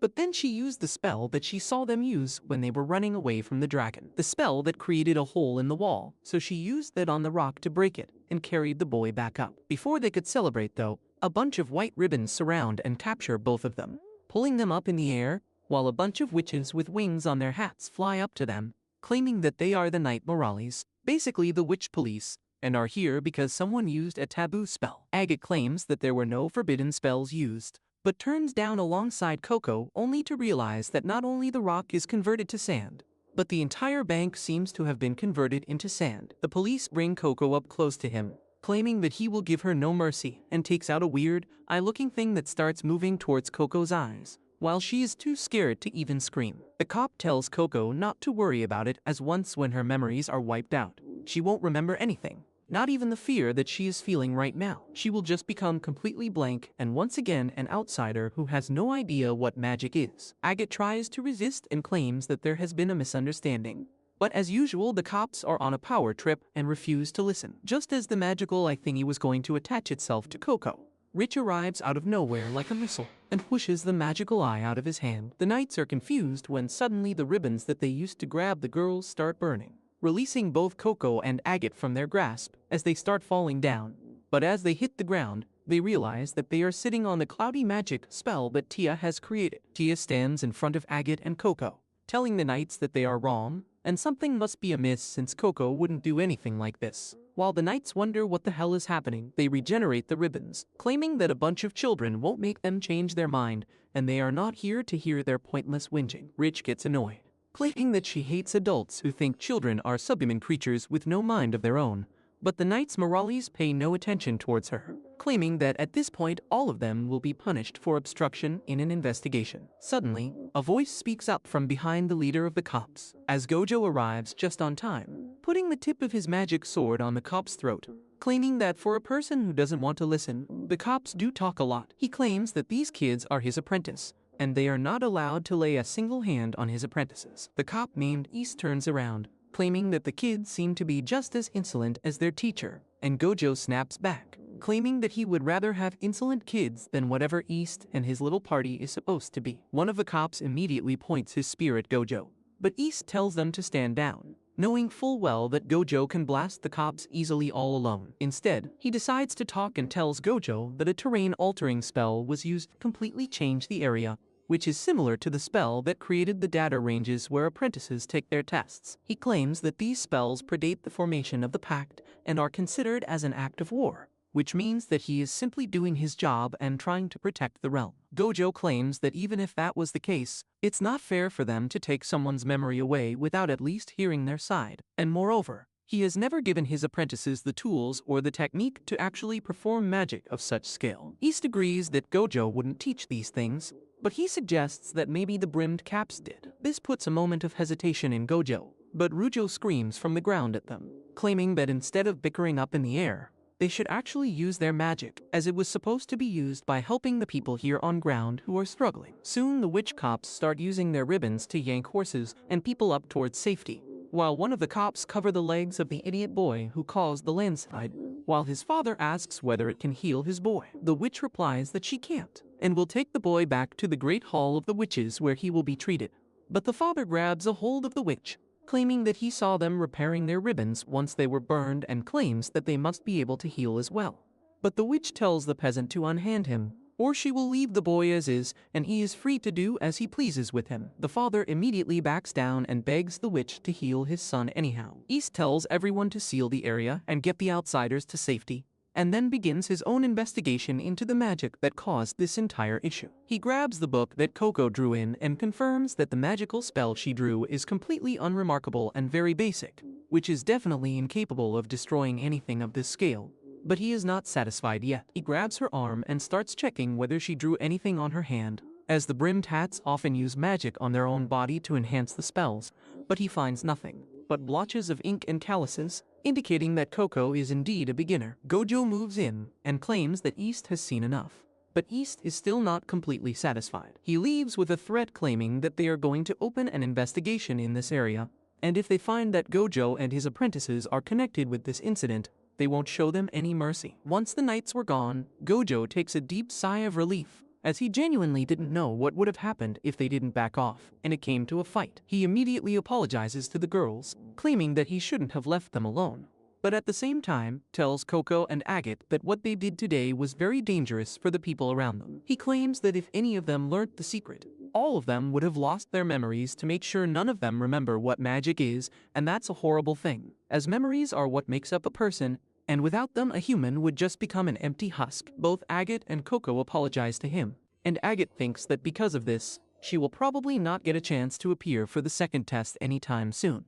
But to her surprise, Gojo claims that even though it was dangerous, they managed to perform the spells without anyone learning the secret. So he tells Agate that he would arrange for her second test soon, and if she manages to clear that, she will be able to accompany him on outside jobs. Agate is beyond happy, and thanks Gojo, who makes her promise that she wouldn't use her magic in front of people before clearing the exam, and she agrees. Tia starts rambling about how she even wants to appear for the test, but Gojo claims that she is several steps behind and needs to work on the basics even more. Agate immediately wants Othead back and start practicing for her test, but Gojo can't simply leave the area as is, so with the help of Rujo and his special pen, which has the ability to burn inscriptions on top of anything, they manage to create a bridge made out of compact sand which is durable, and creates a way for the river to flow once again as it naturally did. While checking out to make sure that the water was flowing all right, he notices Coco's hat and ink vial on the ground, so he grabs them and hands it back to Coco, telling her to take better care of it. When Coco exclaims that her ink vial must be magical as the ink is back to full on its own, even though she used it today, Gojo immediately takes the ink from her hand to observe it, and immediately realizes that there is something wrong. He asks Coco whether this is the same ink vial that she got from the shop, and she nods her head. He immediately turns towards Rujo and tells him to take the girls back to the workshop, while he is taking Coco to the witch town nearby, as he never got her a pen that day. With that, he takes Coco with him as he needs to check something out with the shopkeeper, But when they land in the witch town near the shop, he realizes that the shop must be closed as the door and everything else have completely disappeared. Thankfully, the shopkeeper's apprentice was coming back from an errand and notices Gojo. So he immediately puts a handle on the wall, and it transforms into the door once again, letting them enter inside. Coco notices that the inside of the shop looks completely changed, and the boy replies that different doorknobs enter into different rooms, and that's why the layout looks different. The boy tells Gojo that his grandfather is on the 3rd floor, but stop Coco from following him, claiming that she should come with him as she has a cut on her leg, and he will disinfect it and make sure it's clean. Coco is amazed to see so many beautiful vials and powders and starts asking all sorts of questions about them, while the boy replies that they are used to create different inks and alter their effect. Meanwhile, Gojo reaches the 3rd floor and finds the shopkeeper hard at work, still trying to decipher what kind of ink was being used on the tiles that they recovered the last time they were here. He tells Gojo that he hasn't yet figured out what combination was used when Gojo pulls out the vial of ink and hands it over to him. The shopkeeper immediately starts observing it and replies excitedly that the color and the texture of this ink matches the ink used on the tiles near perfectly. Just then he notices that the vial belongs to his own shop and gets confused. Gojo, however, immediately grabs the vial and starts drawing a magical seal on a parchment, while the shopkeeper tries to stop him, claiming that it could be dangerous. Back on the ground floor, Coco asks the boy all about the different dyes, and he explains the names and the uses.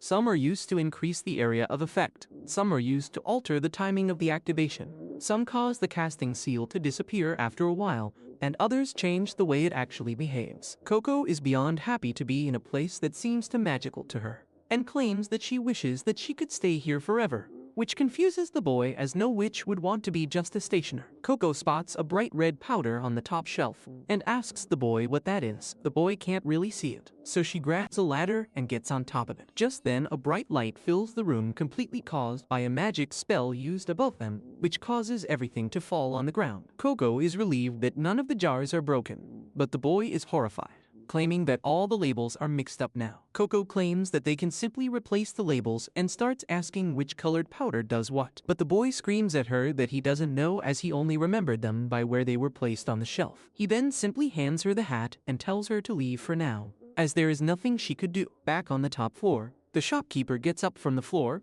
and rushes towards Gojo, who was on the ground as well, telling him that he should have listened. The shopkeeper is surprised that such a small spell could create such a massive blowback, but Gojo realized that this vial is a twinned bottle. One of the brimmed hats must have added a small seal inside of the vial which connects it to a different vial, and they can simply add some additives inside this ink to cause unimaginable damage to the user and the surrounding area. He realizes that Coco used the same ink to cast the magic spell, and that's why it created so much destruction. But now he has a link to the brimmed hats at last. The shopkeeper starts freaking out, claiming that this is above his pay grade, and he must inform the Great Hall. But Gojo tells him not to utter a single word about this to anyone. The shopkeeper starts backing off, asking Gojo what the hell is he planning to do.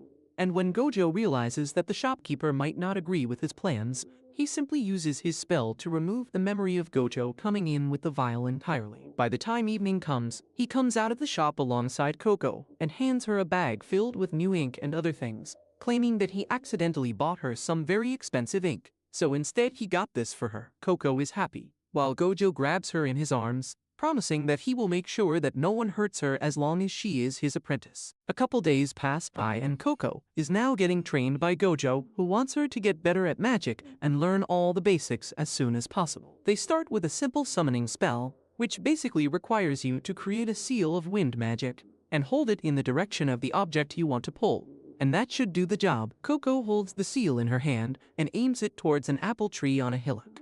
But instead of an apple, the entire small tree gets uprooted from the ground and flies towards them at a great speed, only to crash in Gojo, taking him down to the ground. Coco immediately starts apologizing for the mistake, while Gojo tells her not to worry about it and gets up dusting himself, claiming that the seal that she made this time is a little bigger than it should be. Coco pulls out the last seal she made on a different paper, which was a bit too small and produced a weak magical wind that only made the apples wobble instead of breaking them free from the tree. Tia is also there, and she suggests that maybe Coco should try handling the spell in the magic circle a little so that instead of just pulling it straight, The magic twists the apple a little, which might make it easier to break. Gojo agrees, claiming that the alteration might just work if done properly. He claims that the infinite ways of altering a magical spell is what makes it so modular and fit for different use case scenarios. Tia jumps up happily, repeating what Gojo told her, claiming that the purpose of repeating a lesson is trial and error. That's the hidden technique of getting better at something. You try a spell, which doesn't work, and figure out why it didn't work. Then you try it again, and if it works, you figure out why it worked. Gojo plants the tree back into the ground once more so it can grow bigger and stronger, while claiming that Tia is right and that she would become a great teacher one day. That really makes Tia blush, as she can't wait to become a master herself. But just as usual, Agate can't prevent herself from being a buzzkill. So she shows off her skills by perfectly plucking out a single apple from the tree that flies towards her, and she catches it lazily in her hand, before claiming that Tia shouldn't be teaching other people what to do, when she herself has so many shortcomings. She claims that it would be much better if she works on her own magic and get better instead of teaching others. Tia, alongside Rich, immediately runs up to Agate, as she begs Agate to show her how to use this magic perfectly. A little while later, they all sit down to eat some of the sweet and juicy apples, when Coco asks Gojo whether there are more tests apart from the test of consent that needs to be cleared in the data ranges before anyone can become an apprentice. The thought about tests immediately sours Rich's mood, who claims that there are 5 of these useless tests that don't matter at all and are just there to torture the kids. Gojo laughs, claiming that magic was created to bring joy to the life of people, and it wouldn't make sense if the users who learn magic suffered through the exams. That's why the wise witches of the old decided to create the tests in such a way that the apprentice would want to take it themselves, instead of someone forcing it on them. He claims that the entire series of tests is designed to be an adventure. The first test is to get the consent from the data ranges. After that is the test of sincerity, where you have to clear an area alongside your master.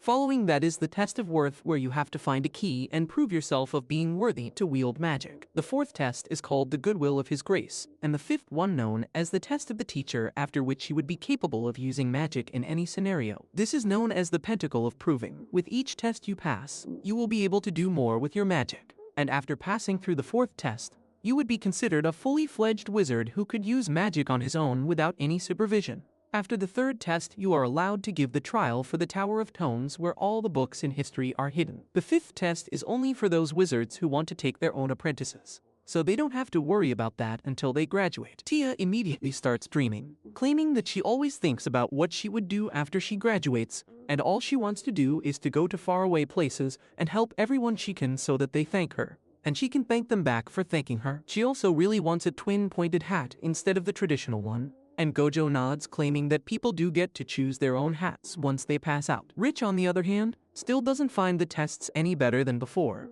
and gets up claiming that she still hates them, as she doesn't like when people tell her to draw spells that she doesn't want to draw. Agate tells her that if she only draws the spells that she wants to draw, then she will never learn anything new. But Rich simply claims that if being an adult means that she has to do things that she doesn't like, then she would rather stay as is. With that, Rich leaves, while Agate talks about how she can't wait to take the tests and grow up as soon as possible so she can become a librarian at the Tower of Tones. Tia comes near Coco and whispers in her ears that Agate's family is descended from the 3 wise witches that laid the foundation of modern witchcraft, and every single generation has had a librarian. That's why Agate wants to prove herself as worthy and become one herself. Tia asks Coco what she wants to do, but Coco looks down, claiming that she hasn't had a traditional witch upbringing, and because of that her path is basically laid out already. For now, all she wants to do is slowly increase the number of spells she can cast, and asks Tia if she could help her. Gojo smiles from afar, watching his apprentices, who are so different from each other and yet so same. That night, when Coco goes to sleep, she ends up drifting into a nightmare where she finds herself alone in the darkness. But while looking around, she suddenly spots her mother, lovely as the last day she saw her. Coco immediately ran up to her and hugged her with all her might, apologizing for the mistake she made, which petrified her, while hoping that this dream never ends. But gods are cruel, and her mother turns into stone right in front of her all over again.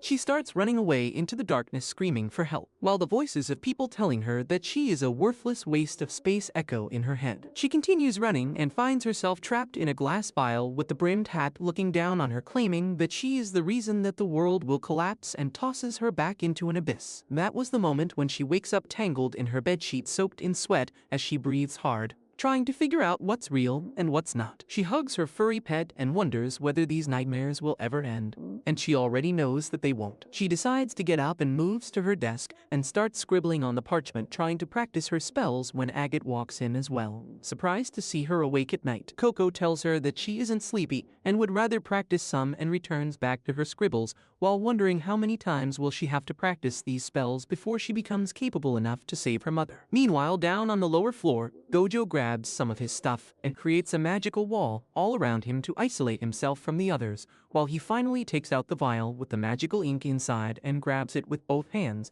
as if it was the hand of a long-lost lover. He thinks about how there were some witches that possessed the skills to heal any diseases, and they didn't agree with the wise one's decision to forbid any spell used on the body. They claimed that banning the use of spells on someone's body will reduce the efficacy of the spells, but the wise ones declined. The healing mages started using their own magical twin vials, which they connected with one other so they can use special ink and continue doing the magic that they wanted. But when the wise ones removed the memories of those mages, the art was completely lost. Now, ironically, only the brimmed hats could make use of the twin vials, and this is the closest he has come to discovering their secret and a way to reach them. He decides that the ink is too dangerous to use right now, as he doesn't know what kind of effects it will have. So all he is interested in is to remove the magical medallion inside the vial, which converts it into a twin vial. He gets a tweezer and starts to gently yank out the medallion when suddenly things go south. A lightning spell gets activated inside the vial and shoots at Gojo, who barely manages to use an earth-bending spell to save himself. But that wasn't enough. Suddenly, the entire vial starts overflowing with a very strong current of water, which completely fills the little silo that he created, completely drowning him, and Gojo realizes that he made a mistake. He didn't realize that he can't use magic underwater, which leaves him completely defenseless, while a lightning bolt shocks the water. And this time Gojo had no way of safeguarding himself. The water starts disappearing inside the vial once again, and Gojo is dropped to the ground stunned, and when he looks up, he spots a brimmed hat looking down at him eerily. The brimmed hat casually grabs the vial from the ground, and while Gojo tries to reach for the vial, the brimmed hat destroys the vial in her hands, shattering it completely before disappearing in an instant, leaving Gojo stunned on the ground, as he doesn't want to believe that he just lost his golden opportunity to understand the brimmed hats and the magic that they use. The next morning, both Gojo and Coco are tired and yawning at the breakfast table, while Agate tells Coco that she needs rest as she is pulling all-nighters to train herself. Gojo again started to drift off to sleep, so he decides to make some tea. But when he grabs the kettle, it falls down to the ground and shatters. He realizes that his fingers are still numb from the lightning strike yesterday, so she tells the girls to go and have fun while he goes out and picks some more leaves for the tea. Coco in the meantime pulls Agate aside and hands her the shoes that she borrowed so long ago. Agate is confused and realizes that this is what's keeping Coco up at night. Coco claims that it's not as good as it was before, but she tried her best. Agate doesn't understand Coco, as she forced Coco to take the exam, and yet Coco didn't utter a single word about it to Gojo. Coco claims that yes, she forced Coco into the first test, but it was Coco's choice to follow through, and without that push, she might have never done that. Before she could say anything else though, Coco collapses on the floor and Agate realizes that she is burning up. She immediately rushes to find Gojo and runs into him while he was picking leaves. They both fall down the hillock while Gojo quickly uses his own magic to regain control. Agate claims that Coco is sick, so Gojo quickly heads back with her and picks Coco up before returning to the island town of witches to find a hospital. He arrives in the town and realizes that he doesn't know the area too well,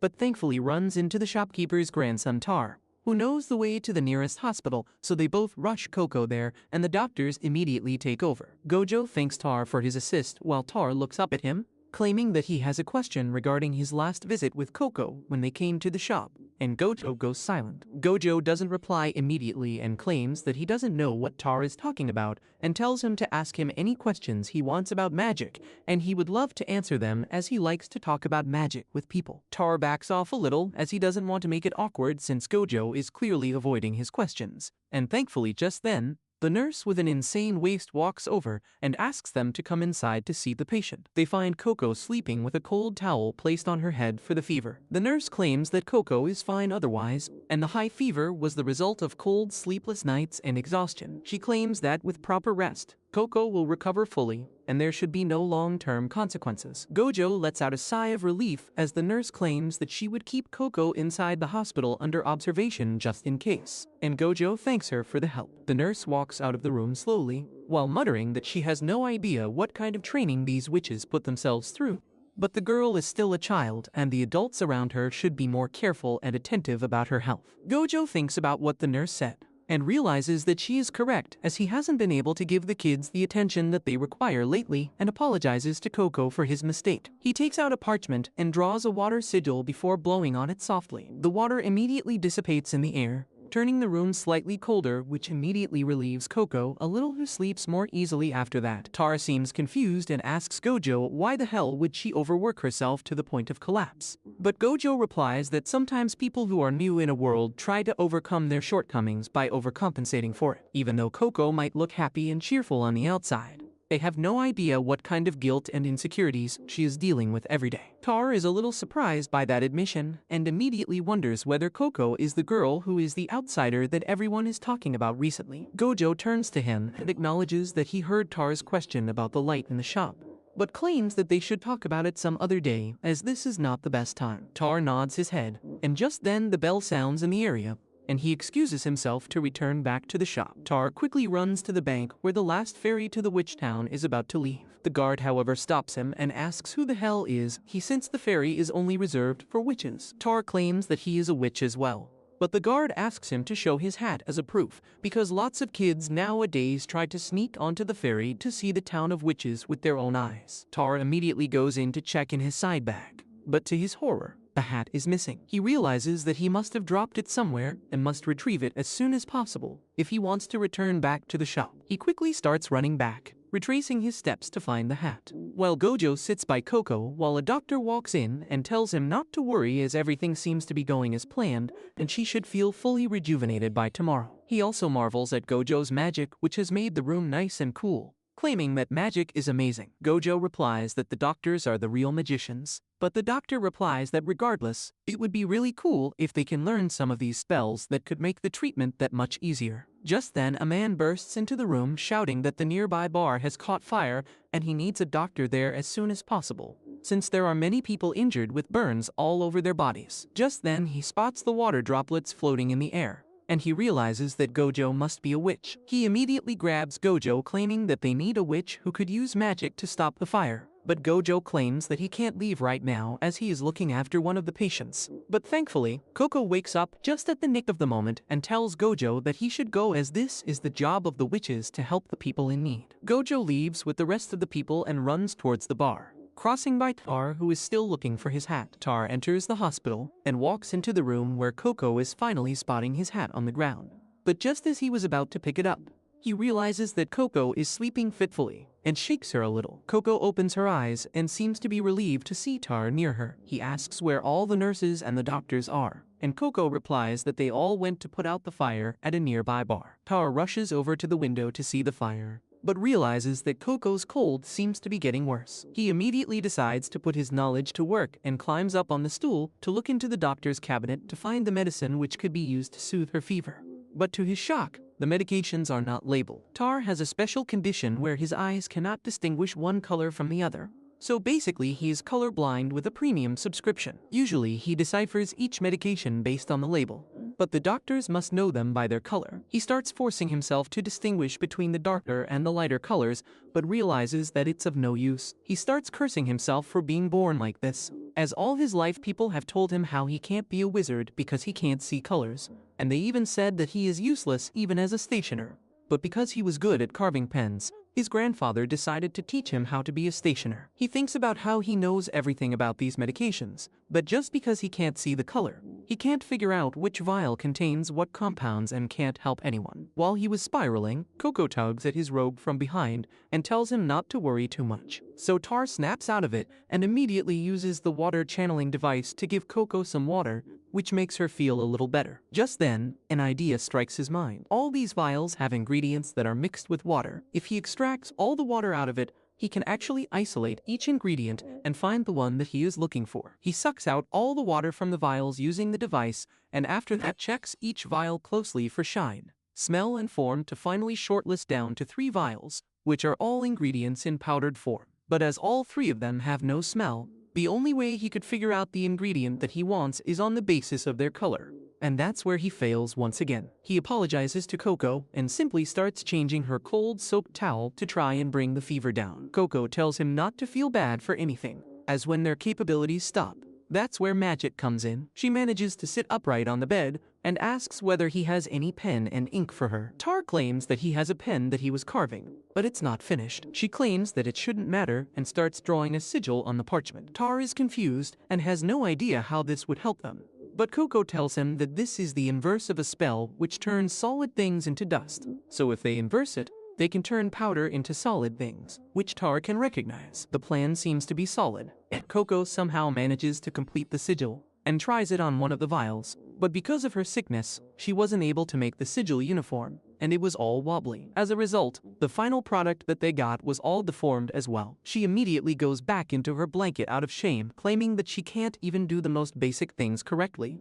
But Tar tells her not to worry since she was sick. He takes up the parchment, claiming that he doesn't know much about magic, but he knows a thing or two about making things uniform and well-balanced. He takes the parchment and views it as if he was viewing a pen that he was carving. He immediately starts telling Coco how she can make the spell even more potent by balancing it from the sides, and Coco tells him that he should do it. And if he manages to do it by altering the basic spell, that spell becomes his very own. He decides to try it out and use magic, so he grabs the pen and a fresh parchment before he starts drawing the sigil, making sure that each and every angle is perfectly balanced. Just as it was done, he brings one of the vials near the parchment, and immediately the powder inside turns into a leafy plant before disappearing. Tar is beyond overjoyed and immediately checks the other two vials that he shortlisted, only realizing that none of them were the ingredients that he was looking for. He tells Coco to hang on as he goes and finds the ingredient from the medicine cabinet. He rushes down near the basement and starts opening all the different drawers and using his magical seal to see what the ingredient was. A tear comes to his eye, as this is the first time he was able to identify anything without it being labeled. It was as if the world came into focus and he could see anything. He finally finds the leaf that he was looking for, but just then a voice sounds from behind, and it turns out to be the old nurse with that insane waist. She takes him back up to Coco's room and tells him that he shouldn't fiddle with medicine on his own, as a medicine could be something that cures and something that kills if used incorrectly. However, she does admit that the leaf that he chose was the correct one. She turns to him and asks whether he has any interest in becoming a doctor, but notices the hat in his hand, realizing that he is a witch's apprentice. By the time Gojo returns to the hospital room, he thankfully finds both Tar and Coco sleeping together blissfully, as Coco's fever seems to have gone down. A couple hours later, Coco finally wakes up, and she feels amazing as her fever is no longer troubling her and she can actually breathe properly. She thanks Tar for his help, but he claims that she is the one who helped him by teaching him how he can use magic to help himself. Later that morning, Tar's grandpa comes to this side of the city to find him as he didn't return last night, and Gojo explains everything that happened. With that, Tar and his grandpa start returning to the witch town, while he promises Coco that he is going to make a pen for her and deliver it to her himself by using his own magic. Gojo takes Coco back to the workshop and on the way asks her whether she will be able to sleep normally now. And Coco claims that she has found a new ray of hope and will be able to sleep peacefully. Now that she knows that drawing inverse sign can reverse a spell, that means that she can simply draw the inverse of the forbidden spell that got her mother and free her once again. By the time they reach back to the workshop, they find the rest of the kids waiting for their arrival. A few days later, Coco succeeds in drawing a magical seal that can make an orb of light come out. She is delighted that she can finally do it, and Gojo praises her, saying that she has learned to draw her spells really well. Coco replies that there are still many spells she is not confident in, and she feels that she will fail on those seals. Gojo tells her that the spells she can complete consistently and draw without much effort are her speciality. Coco's eyes widen with wonder as she realizes that she has a speciality, and Gojo explains things in more detail to her. He points out that she is better at drawing spells that use more straight lines, while she struggles with spells that have more curves in them. He reminds Coco that the first time they met, she was drawing straight lines while cutting cloth, and that must be the reason her straight lines are so good. Gojo tells her that realizing what spells are her speciality will boost her confidence when she is going through tough times. Coco looks at the parchment in her hand once, and then begins exclaiming loudly that her speciality is straight lines. She gets ready to draw more straight lines to march straight towards a successful future but Gojo immediately stops her. He tells her that she will master her specialty spells without even trying, so she should redirect her efforts to the spells which she has trouble learning. He drops a thick stack of books in front of her, saying that she might discover new specialities as she studies, and Coco feels overwhelmed on seeing the books. However, as she starts reading the book and observing the casting seals, she is mesmerized. Now that she understands how the seals work, she is even more impressed than before. She gets really focused on understanding the seals and realizes that the people who made them were real geniuses. She asks Rich if she would like to look at the spells with her, but Rich immediately turns down her offer, saying that she only likes to draw and not to read books. However, Coco doesn't understand that she is in a bad mood and keeps trying to get her attention, which irritates Rich even further. Gojo tells Rich that training her hands isn't what magic is all about, and looking at advanced spells of other people will help her a lot. Rich gets pissed on hearing that and yells that she doesn't want to look as she draws a seal that activates violently and creates sharp ice crystals on her table. Gojo immediately goes to check up on her and finds that luckily, she is not hurt. He tells her that she should not cast when she is upset, because that is really dangerous, but Rich runs away and Coco follows after her. As they leave, Rujo gets up from his sleep and says that students who don't want to learn and don't listen to their teacher will not get anywhere. Meanwhile, Coco chases after Rich, apologizing for acting too enthusiastic earlier. However, when she enters the living room, she finds that Rich is not there. Coco thinks that she must have gone to her bedroom, but the furry snake rolls on the ground to tell her that it knows where Rich is. It runs into the big pot nearby, and as Coco tries to catch it, she falls into the pot and gets sucked into it. She comes out on the other side, which is a narrow cave with grass and moss all over it. Coco wonders where she is and where her pet went when suddenly, she sees light coming from around the corner. She crawls towards the light and comes into a wide open space with crystal ribbons hanging from a wire and Rich sitting on a chair made from the shell of a giant walnut. Rich tells Coco that she didn't give her permission to enter her place, and Coco apologizes, saying she was just following the furry. She then starts geeking out over the pretty crystal ribbons, and Rich says that she created them using an original spell,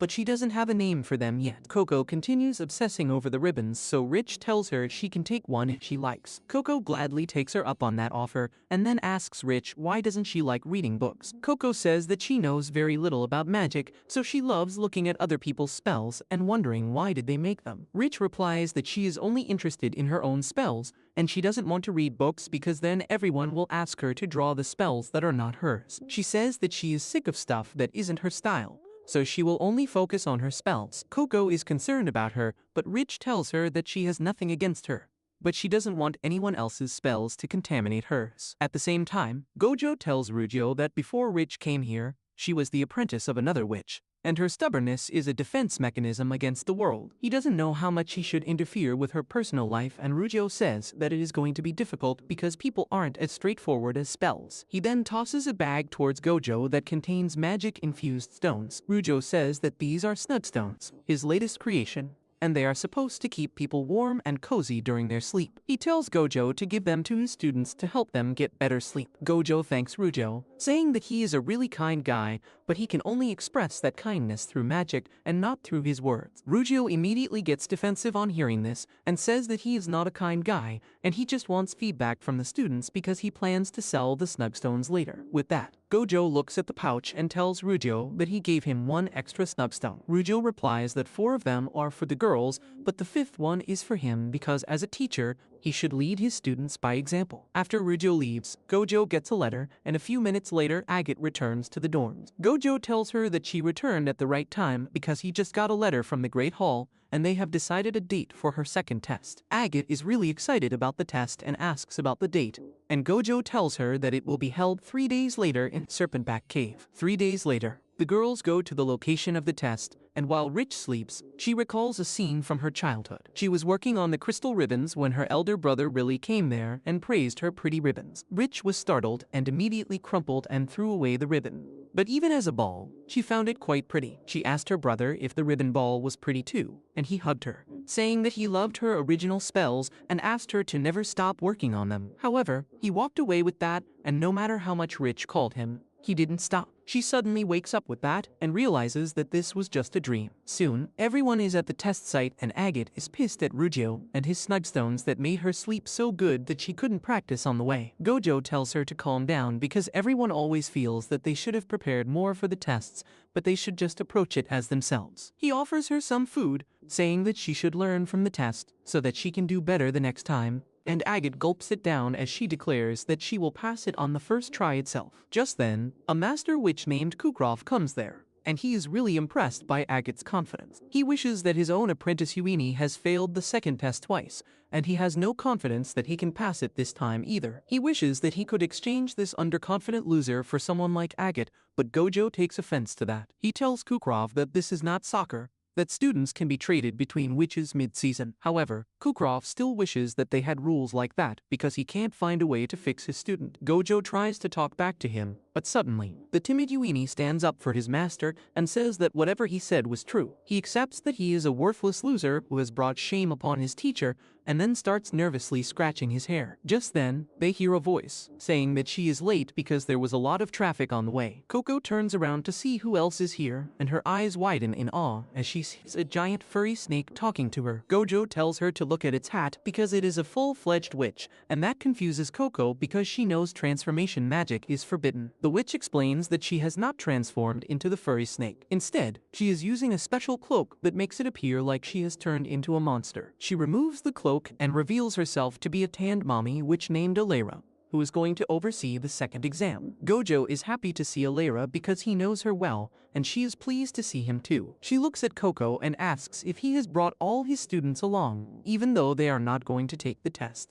Alera then explains the second test called Sincerity of the Shield, where they have to escort their target from the entrance of the Serpent Cave to its exit. However, they cannot be found using magic during the test, because that will immediately disqualify them. She tells them to wear the magic robes and look below the cliff, where a whole bunch of flying penguins lives. The girls are really excited to see them, and Coco eagerly asks if they are griffons.